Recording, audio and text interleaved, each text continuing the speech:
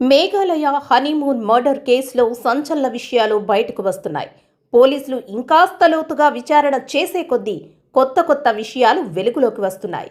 మొత్తం ఈ కేసులో 8 మందిని అరెస్టు చేశారు పోలీసులు. మే 10న సోనం రఘువంశీల పెళ్లి జరిగింది.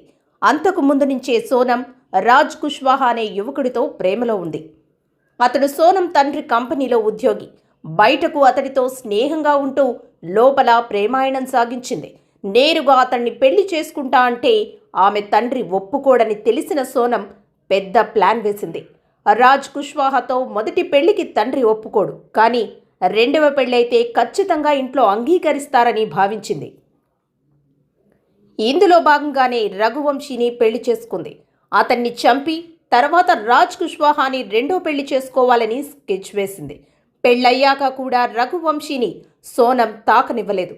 కామాఖ్య ఆలయంలో పూజలు పూర్తి చేశాకే తనని తాకనిస్తానంటూ సోనం భర్తకు షరతులు పెట్టింది.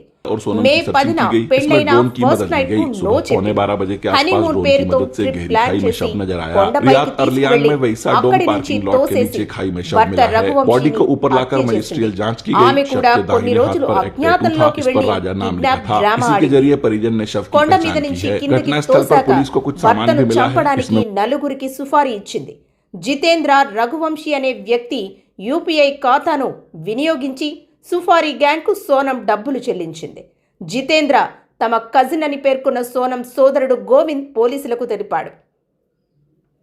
అతని బావను తన చెల్లె హత్య చేయించిందని, నేరం రుజువైతే తన చెల్లెల్ని ఉరితీయాలని సోనం అన్న గోవింద్ డిమాండ్ చేశాడు. దట్టమైన అడవులలో నాంగ్రియాడ్ ప్రాంతంలో కామాఖ్య ఆలయం దగ్గరకు తీసుకువెళ్లాలని సోనం భర్తను బలవంత పెట్టింది.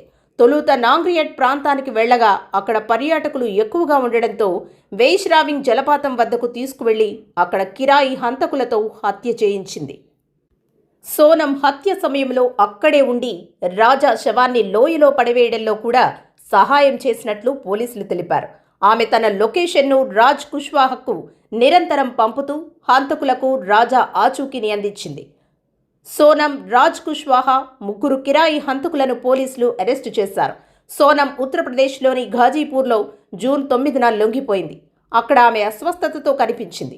ఆమెను ఇతర నిందితులను షిల్లాంగ్కు తరలించి 8 రోజుల పోలీసుల కస్టడీ పంపారు. సోనం సోదరుడు గోవింద్ ఆమె నేరం రుజువైతే ఆమెను ఉరితీయాలని కోరాడు.